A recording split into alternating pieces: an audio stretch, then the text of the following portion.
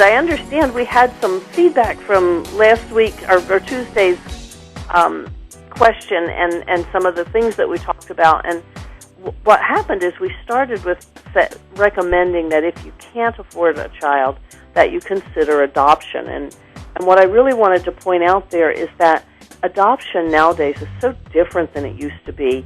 Adoption, somebody else can have all the responsibility for your child, and yet you can still have contact with that child.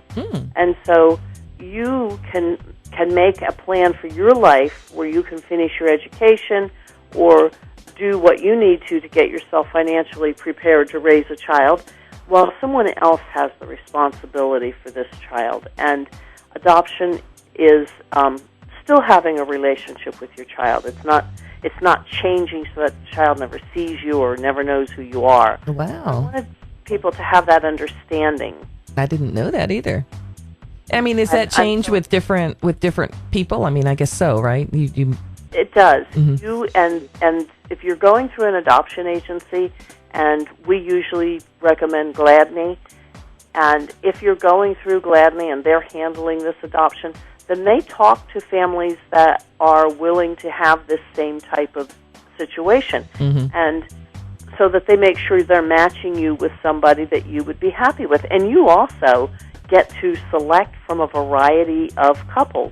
They might give you, 3 or 4 different couples that really are qualified, and you interview them. You can help pick who it's going to be. You don't have to if you don't want to, but it's nice to know that you have so much say in who's going to help raise your child.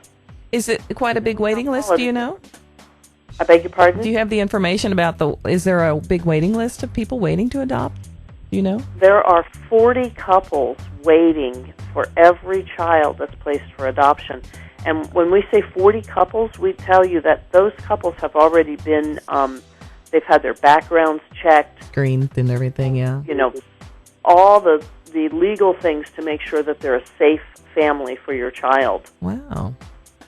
Lainey? The other issue that came up last week that I think we should talk about for a minute is we had calls at the pregnancy center, and I think you may have had some calls about the seat belt. I did, about the car seats, Yes. Somebody wanted to know about expiration dates. And there definitely are expiration dates on your car seats, and using used car seats is generally unsafe and not recommended. But I wanted to give them a couple of websites that they can follow up on this. One of them is CP Safety.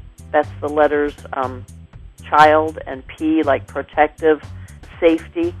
And if you go to that website, cpsafety.com, and you ask about used car seats, it will give you a 13-point checklist of why you should not use a used car seat.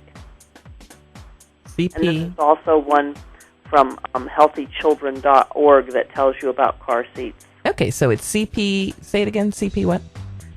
CP Safety, like Child Protective Safety. .com. All right, Lainey. Parenting tips here on the radio every Tuesday and Thursday morning right around this time, and free parenting classes too at the Pregnancy Resource Center. Definitely take advantage. We're Sunny Radio 96.5. Good morning. It's the Sunny Sunrise Show.